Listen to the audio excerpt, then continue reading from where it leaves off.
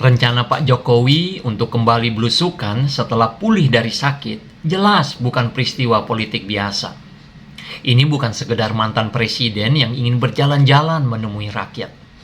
Ketika seorang tokoh yang selama 1 dekade memegang kekuasaan masih memiliki popularitas tinggi dan masih memiliki kedekatan emosional dengan masyarakat, serta memiliki jaringan relawan yang terus berkembang di mana-mana, maka setiap langkahnya otomatis memiliki makna politik yang sangat besar.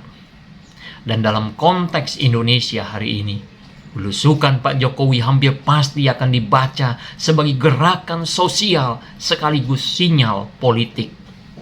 Kita tidak bisa menutup mata terhadap fakta bahwa Pak Jokowi kini memiliki irisan kepentingan yang sangat kuat dengan Partai Solidaritas Indonesia atau PSI dan dengan masa depan politik anaknya, Gibran Rakabuming Raka.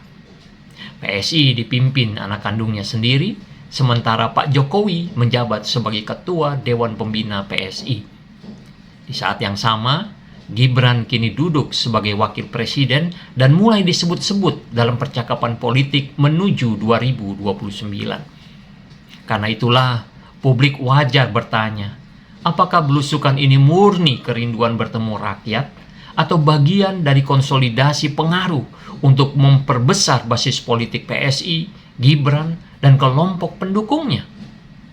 Pertanyaan itu sah dalam negara demokrasi.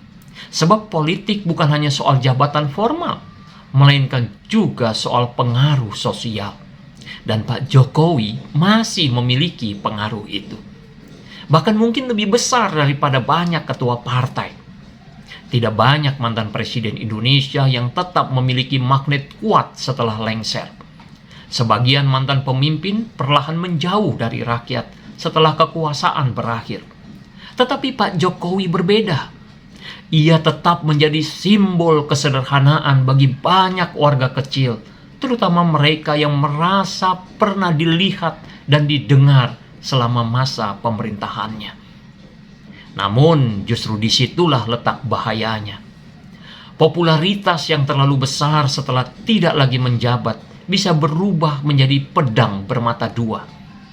Jika belusukan Pak Jokowi nanti terlalu kental nuansa politik keluarga, terlalu dekat dengan agenda elektoral, atau terlalu identik dengan kepentingan PSI dan Gibran, maka makna sosialnya akan menyempit. Rakyat bisa mulai melihat belusukan bukan lagi sebagai pengabdian, melainkan investasi kekuasaan jangka panjang. Karena itulah, yang harus dijaga Pak Jokowi dan para pendukungnya adalah moralitas pengaruh. Jika benar ingin tetap dekat dengan rakyat, maka yang diperjuangkan harus kepentingan rakyat luas, seperti petani, nelayan, buruh, UMKM, dan daerah-daerah tertinggal.